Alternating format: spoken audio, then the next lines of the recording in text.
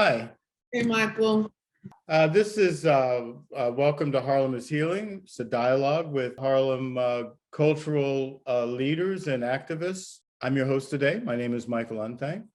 Harlem Is Healing is a program of community works in the New Heritage Theater Group. It began in 2020 to highlight contributions by 48 community members responding to the pandemic and its disproportionate impact on Harlem and communities of color really across the country. Over 2 years, the original impetus expanded to include response calls for social justice, to voting rights, to community policing, the very meaning of democracy itself. And in the end, we all find ourselves dealing with the need for community healing and seeking our communal lessons learned. So today, I have the pleasure of introducing our guest, Janet Rodriguez. Janet, hello. Hi there. How are you? It's great to see you. Good to see you. Just so the audience knows, Janet and I go way, way back. I won't ask Janet to retrace all of our steps together, but Janet, as long as I've known you, I believe that you are Harlem born and raised. Is that correct? I was born in East Harlem. There you go. I lived in different places in the city, but I've been in Harlem now for the past, 40 years. You don't have to say. But Janet's been a cultural warrior in Harlem for many, many years. And I know that she's a graduate of Columbia University, and she has had a number of lives on the cultural scene in Harlem and in philanthropy. So I guess I would just kind of start, you can correct me if I'm wrong, with your stint at the Schoenberg Center for Research in Black Culture and moving on to the Aaron Davis Hall. In terms of your relationship to Harlem culture. There's been a number of other stops, and then you've moved into philanthropy. So just give us a sense right now. I wanted to say that right now you come to us as the founder and CEO of SoHarlem, which is a designer collective that's based in the Mink Building in Harlem. And so I guess I wanted to just ask you briefly to talk about some of your previous lives and what brought you to create an organization like SoHarlem. Okay, so I think maybe I'll just start with, being when I was a grad student at Columbia School of the Arts, I actually did my thesis on the role of arts and culture in the redevelopment of Harlem, and how critical that was to redevelopment. You just can't build buildings. Buildings don't have souls. You needed people and you needed arts. And in a community as iconic as Harlem, that has produced so many artists, and artists continue to come here. I ended up just doing an enormous amount of research and study on the history of the arts in Harlem. And I wanted to make sure that any redevelopment that was going on was incorporating the role of arts and culture into that redevelopment. And what ended up happening was, I think at the time I was working at the Whitney and Development Department, and this opportunity came up at Aaron Davis Hall. They were looking for a managing director, and I interviewed, got the job. And that was a real big challenge because at the time, Aaron Davis Hall, which is it's on the campus of City College, but it's really a state facility in terms of where their funds come from. And here was this brand new spanking performing arts center with 3 theaters. And they really weren't serving the Harlem community at that time. And part of that had to do with the way it was structured, where they would the rates that they were charging were totally inaccessible to any arts organizations or artists who wanted to use it, because they were working an entire white staff at Aaron Davis Hall in the 1980s. And if you wanted to use the hall, you had to pay double time and time and a half. And as you know, performances take place in the evening and on weekends. So one of the first things I worked with my colleagues on was changing that and putting people on staggered hours. You're a theater, you don't work 9 to 5, Monday through Friday. You work weekends, you work evenings, and that made the hall accessible And then we also brought in Dance Theater Harlem, Boys Choir Harlem, the Negro Ensemble Company to be in residence, so that the hall could serve its purpose, which is to serve the Harlem community. And, in between that, I started working for the Schomburg as a consultant to Howard Dotson at the time, who, he was the new ED at the time, and he was concerned that the Schomburg was really viewed as a research center and that it needed to do more. So, I did a very simple survey, which I basically stood on the corner and everyone who walked by said, do you come into the Schomburg Center? 90% was no. And these were people who lived across the street in Lenox Terrace, in the neighborhood, because in fact, it was just serving researchers. So one of the things I proposed to Howard, I said, well, let's start some public programs. And that's when we started doing public programs at the Schomburg. We did poetry, we did music, we focused on Sundays and Thursday evenings. We had a lot of community talks with different politicians who came in. And at that same time, I was kind of getting a little jaded and burned out from New York City, and an opportunity presented itself. Oh, let me just backtrack. One of the things I did at the Schomburg was create a feasibility study on the importance of creating a cultural center at the Schomburg, because in fact had a very rich history in that. The American Black Theater was at the Schomburg. There was a lot of rich history there. Right. So I left and moved to Kentucky, where I was my first job. Before you go to Kentucky, let's just point this out, because I think that you touched on a couple of very important things. Well, one important thing, which is major, I think that some of your work has really led to, in both the institutions you talk about, real expansion and real increase in accessibility and very high visibility for both those institutions in terms of how they are seen in the community and the role they play as anchors now in the community. From my experience in knowing your work, I know that your preliminary work at Aaron Davis Hall and some of the work that you did going through there made way for the creation of Harlem Stage, which is a use of that gatehouse building, which had been sitting there totally useless for many, many decades. And the same with Schomburg Center, which is now, over the past few decades, has really become a real center for activity. And as you say, not just a research center. So, no, I mean, the pump house, which was across the street from Aaron Davis Hall, was how I actually met my husband, because he was at the time the head of HUDC, and I talked him into coming to see this pump house that really was sitting there.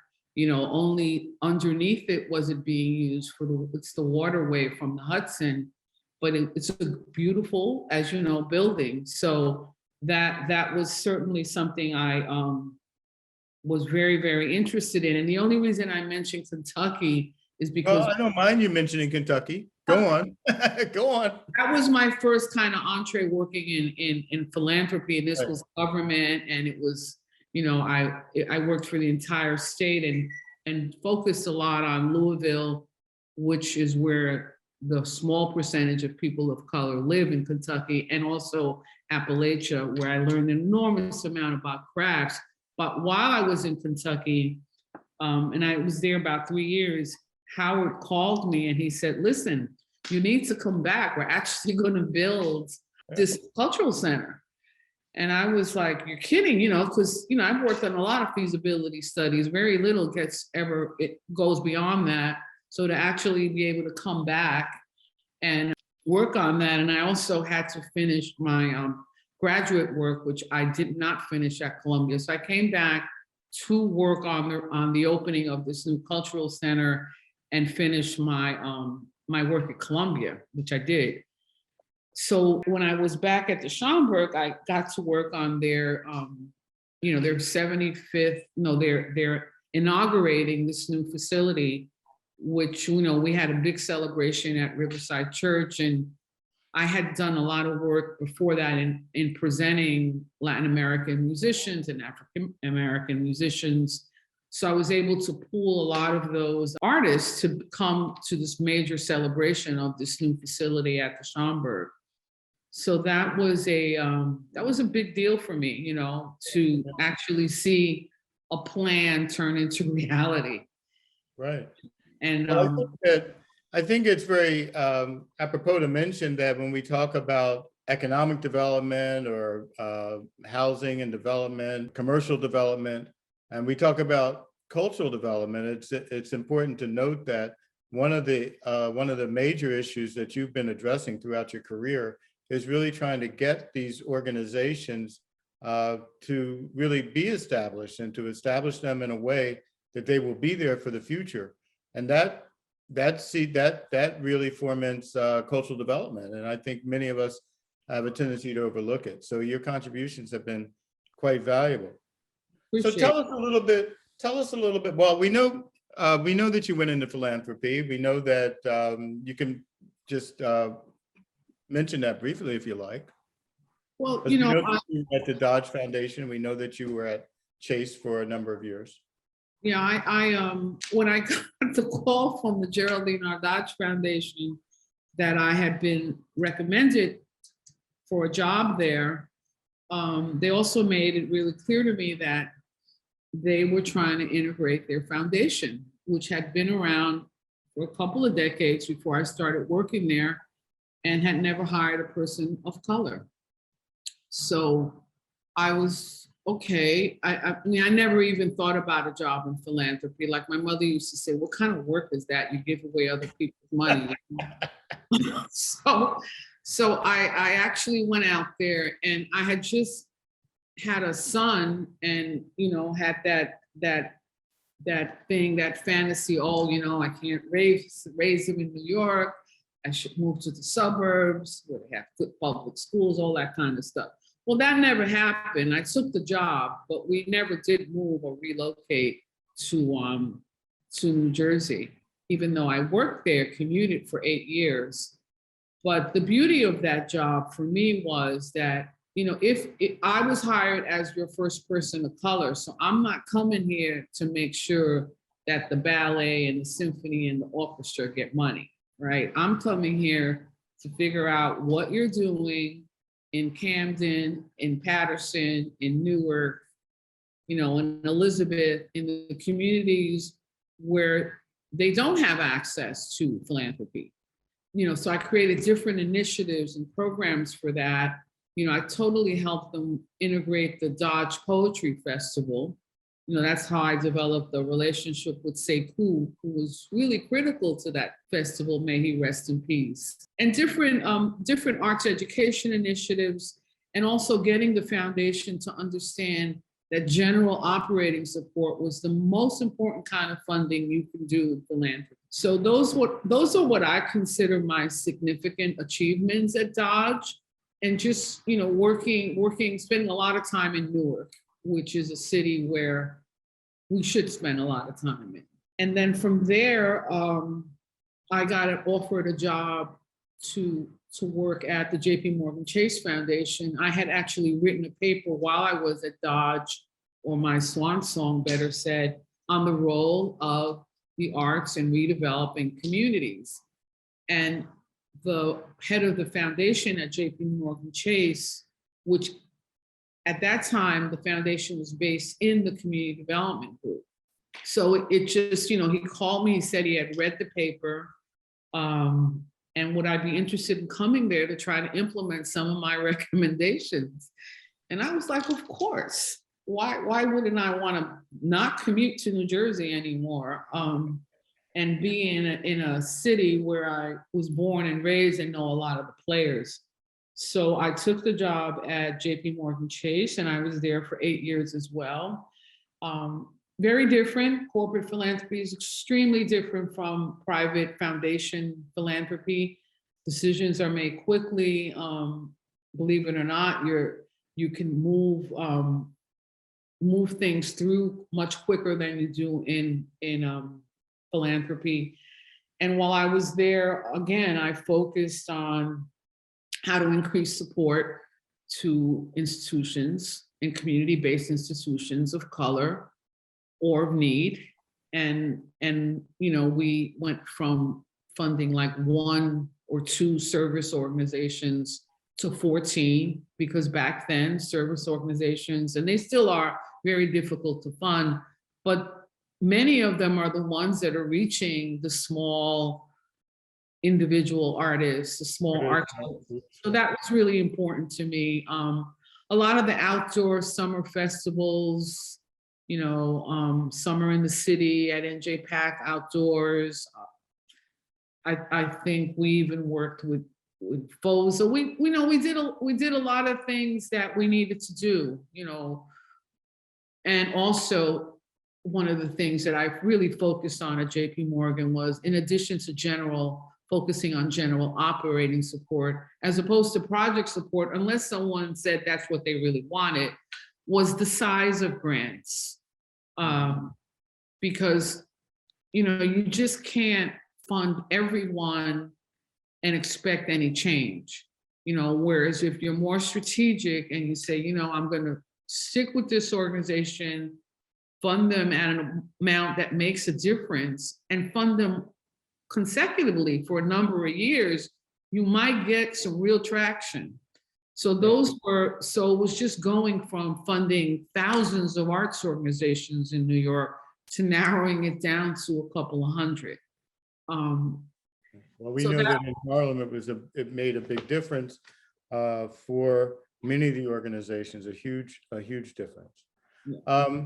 I wanted you to, I didn't want to take up too much time, but we do want to focus a little bit on your brainchild, the SoHarlem, and the love of your life that I know you're so committed to, and you are, and that it is taking up all of your time right now. So just give us a little kind of peek into your thoughts about why you wanted to get SoHarlem going, and what was your sense of it started really while I was working at JP Morgan Chase.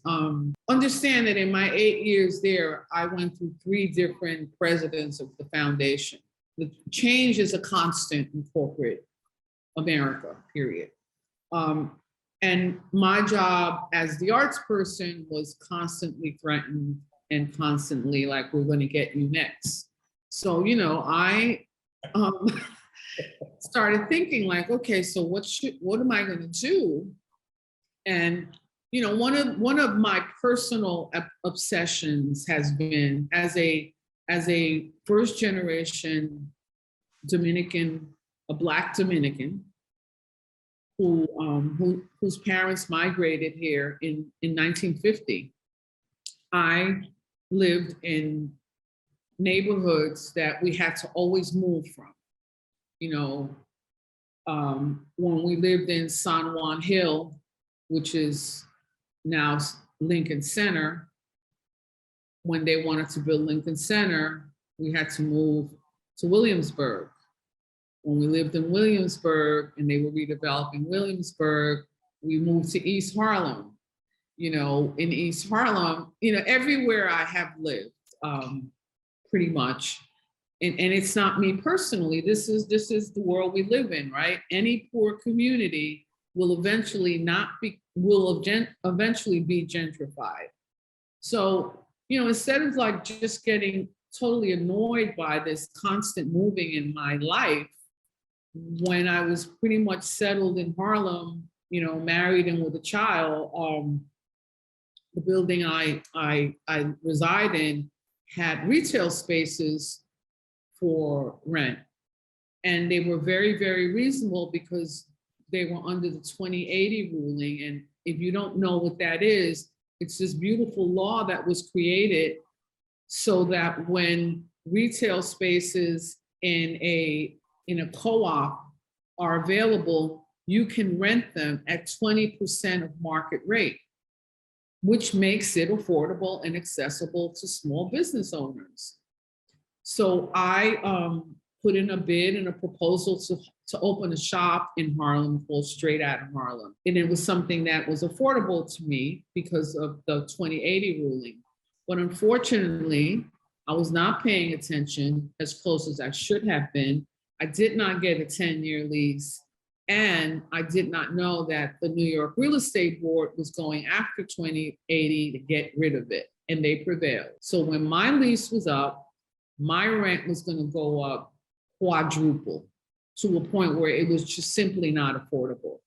But during that time I did have the shop in Straight Out of Harlem, I learned an enormous amount about working with artisans and artists. And I knew that I wanted to continue doing that, but I didn't necessarily want to be in the retail business for a host of reasons. And one of the big takeaways for me was that why was I buying, art and wearable and functional art from different artisan groups in Africa, in Central America, in the South, in Appalachia, when we had all these artists right here in Harlem that, needed not only to sell their works, but where to create them. And so I was very fortunate that Kakuna Karina, who was the head of the Harlem School of the Arts at the time, brought Scott Metzner to Straight Out of Harlem. And he really fell in love with the shop. I mean, it was a really unique storefront and shop inside. And we did carry works of more than 250 artists within that 5-year period. And we did a number of salons with important artists from our community and from around the country. So he came to the space and he knew that I was about to have to close my shop. And he said, we should talk because I'm working on the redevelopment of the Manhattanville Factory District. That's not what it was called back then. And we should talk. So I started talking with him and he started showing me all his plans and all these buildings that had been sitting here empty and desolate and abandoned for decades. And that they were trying to landmark, because what they were, this whole area was a brewery, a German brewery that opened when Prohibition hit, so they never got to really open. Mm-hmm. And then they tried to put factories in here, and they did. And this is called the Mint Building because then it became a storage facility for mink coats. So, and they wanted to landmark this area, which, as one of the community members at the community planning board said, I don't really care about the windows, I need a job. Mm-hmm. So finally after, I don't know, 20 years of Scott Metzner fighting to get decalendared off, so this area would not become a landmark, and many community planning board meetings, and the community, for the most part, obviously not everyone, not the historians, wanted to see redevelopment happen in this district. So I started working with Scott, and he knew that I was not interested in another retail space, that I really wanted a space where things were made, where artists have more control, where they could incubate their ideas, where we could take risks, where we could try things. And that's how we ended up with SoHarlem, which is really focused on, developing a cultural industry workforce in a community that has put out so much art and so much culture and has not even benefited economically in any real way from that. So that's SoHarlem.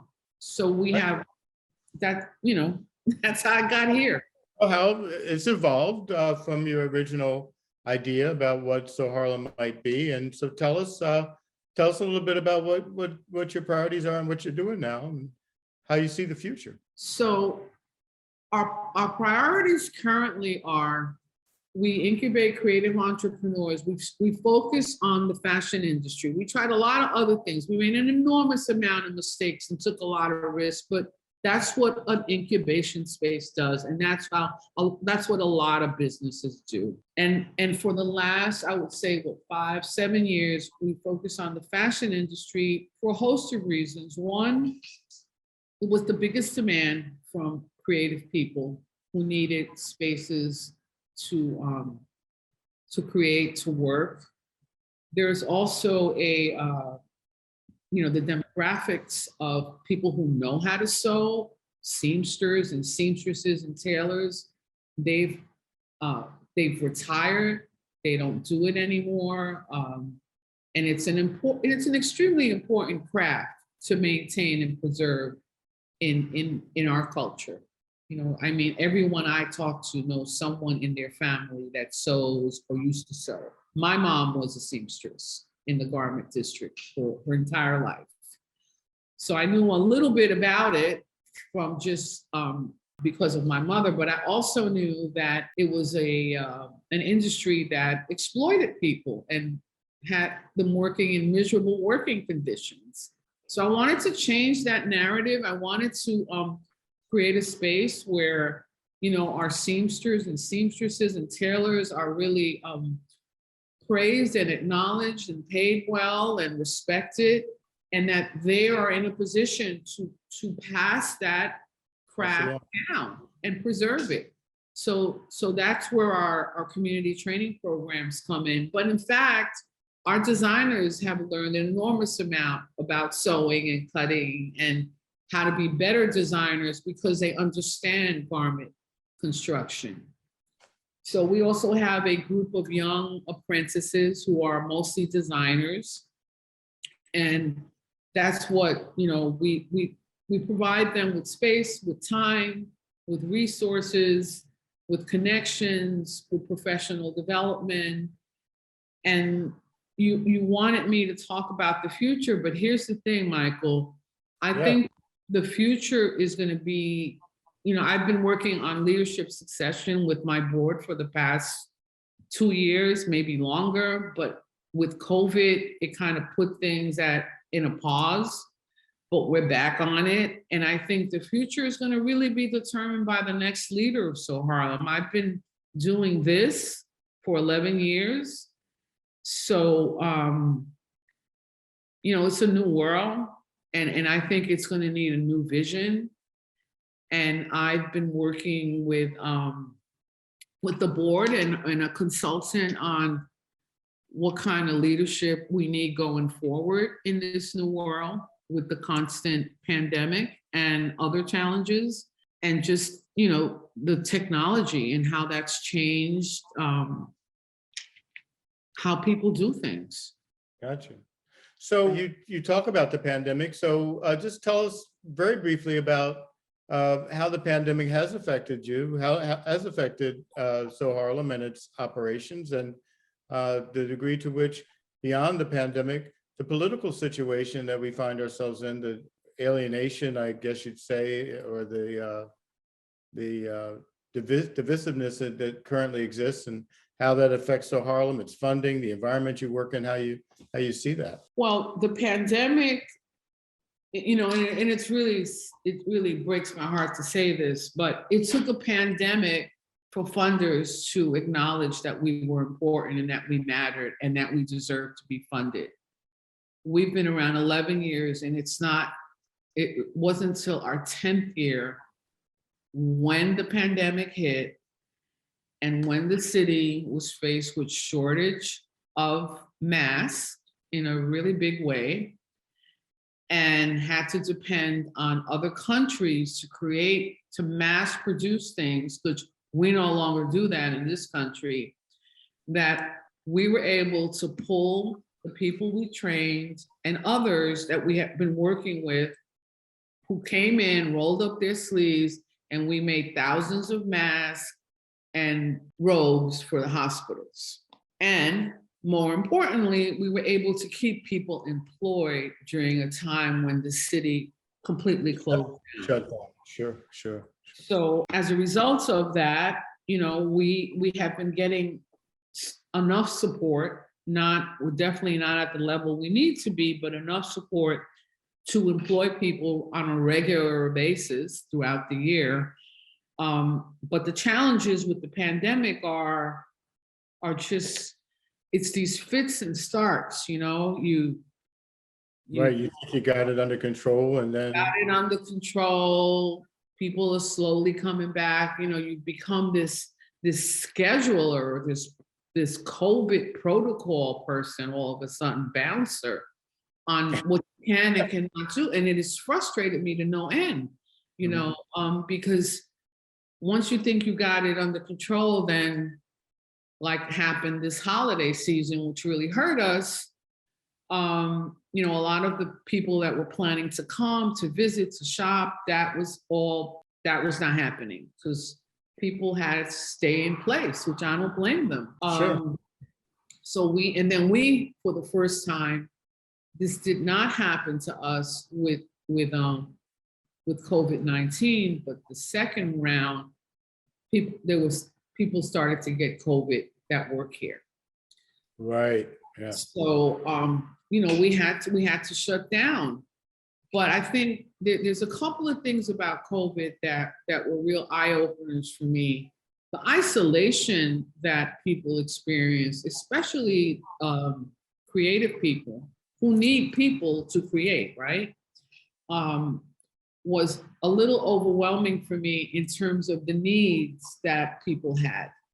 The need they had to come somewhere, to talk to people, to see people, to share their creativity. That was hard. And then also one of the painful things was the creative people who refused to get vaccinated. I mean, our collective made a conscious decision that we all had to be vaccinated. It was non-negotiable. And we did that. But there were a couple of people who've been with us a while who refused to get vaccinated and they couldn't come back. You had to go. Yeah. That really hurt me. Because that's pretty incredible. And I think that, I suppose you would agree that is, I would think it's really a result of the politicization of the COVID whole pandemic. So you're talking about succession, and we know that we kind of talked about where you've come from, the road you traveled, and where you are. You see passing the torch at some point, hopefully post-COVID, and when you're ready to kind of at least move into another phase of your life. So I know that also that the factory district, the buildings are going up like wildfire, right? So do you see more activity? You see a real place for SoHarlem in the future in the district?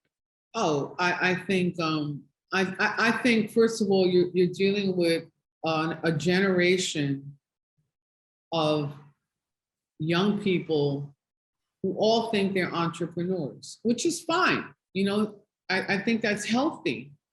And I think they're being realistic that we no longer live in the world where you can go get a job in government or in corporate America and you're there for the rest of your life until you retire and leave with a great package. That's just not a reality for this generation, right? So a lot of them are in fact trying their best to be entrepreneurs.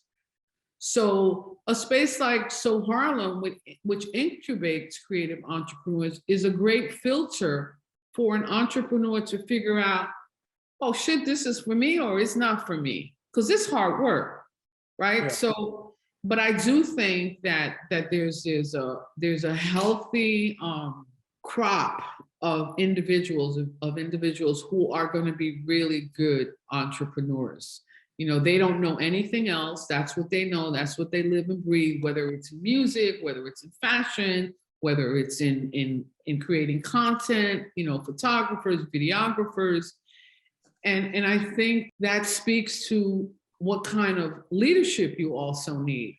And one of the things that I've been doing in preparing for this leadership succession is the people that have been working with me, like, what are their strengths and what can they do going forward?